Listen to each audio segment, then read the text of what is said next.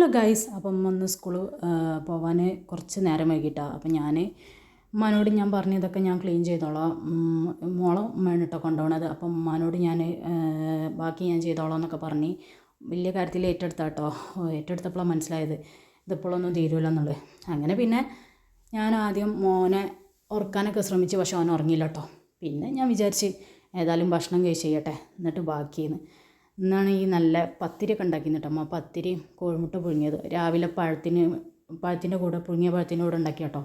അപ്പോൾ അതും പിന്നെ നല്ല ചായയൊക്കെ കുടിച്ച്. മോനതാ സിനിൻ്റെ അടുത്തുണ്ട് കേട്ടോ. സിനി എന്ന് വെച്ചാൽ ഹസ്ബൻഡിൻ്റെ അനിയത്തി കേട്ടോ.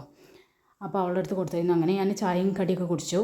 മോനതാ വാങ്ങി. മോനെ ഏതായാലും ഉറങ്ങണില്ല, അപ്പം ഞാൻ വിചാരിച്ചു കുളിപ്പിക്കാമെന്ന്.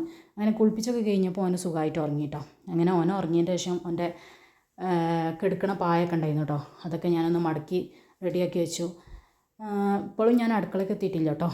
ഓരോരോ പണികളായിട്ട് സ്റ്റാർട്ട് ചെയ്യണുള്ളൂ. മോന് മാക്സിമം പോയാൽ ഒരു മണിക്കൂറോളം ഉറങ്ങിയാലായി, അത്രേ ഉള്ളൂ കേട്ടോ. അതിൻ്റെ ഇടയിൽ കുളിയും കഴിക്കണം, അതാണ് ഇന്നത്തെ ടാസ്ക്.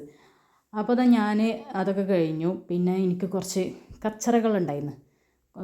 കുറച്ച് മോൻ്റെ ഡൈപ്പറൊക്കെ ഇട്ടാൽ ഡൈപ്പറൊക്കെ അന്നന്ന് തന്നെ കത്തിക്കും. അപ്പോൾ അതൊക്കെ കുറച്ച് കത്തിക്കണ്ടായിരുന്നു. അപ്പോൾ അതൊക്കെ പുറത്ത് കൊണ്ടുപോയിട്ട് കത്തിച്ചു കേട്ടോ. ഇന്നിപ്പോൾ ഉമ്മ എന്നത്തേനും നേരത്തെ ഉണ്ടെന്ന് പോയത്. പക്ഷേ ബാക്കി ഞാൻ ചെയ്തോളാം എന്ന് പറഞ്ഞതാണ് ഉമ്മാനോട്. കുറേ പാത്രങ്ങളുണ്ടായിരുന്നു. പിന്നെ പാവല്ലേ, എല്ലാം പണിയും കഴിഞ്ഞിട്ട് സ്കൂളിൽ പോകില്ല. പിന്നെ നമ്മളും ഒരു കൈ സഹായം എന്ന് വിചാരിച്ചിട്ടാണ്. തുടങ്ങിയപ്പോഴാണ് മനസ്സിലായത് ഇതിപ്പോഴൊന്നും തീരില്ല എന്നുള്ളത്.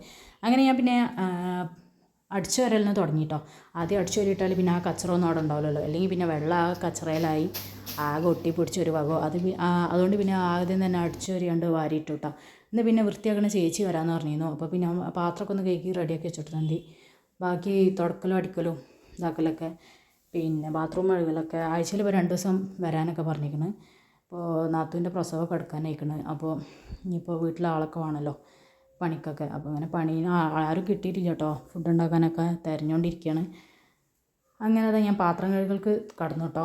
അങ്ങനെ ഒരു വിധത്തിൽ പാത്രമൊക്കെ ഒതുക്കി വെച്ചു. പിന്നെ രാവിലത്തെ പത്തിരി കുറച്ചും കൂടി ചൂടുണ്ടായിരുന്നു കേട്ടോ. അതൊക്കെ ഞാൻ വേഗം സ്പീഡിൽ ചുട്ടു കേട്ടോ. മോനപ്പോഴൊന്നും വന്നിട്ടില്ല. പിന്നെ അവനക്ക് ഞാൻ കഞ്ഞി കൊടുക്കാമെന്ന് വിചാരിച്ചിട്ടോ ഉച്ചക്ക്. അങ്ങനെ അവൻ്റെ കഞ്ഞി വെച്ചു. ഇതാ പാത്രമൊക്കെ അവിടെ കഴുകി റെഡിയാക്കി വെച്ചിരിക്കണം. അങ്ങനെ അതാ ഇപ്പോഴാണ് അടുക്കള ഒന്ന് വെളിച്ചം കണ്ടത്. രാവിലായിട്ട് ആകെ ഒരു വകയായിരുന്നു. ഏകദേശം ക്ലീൻ ആക്കിയിട്ടുണ്ട്.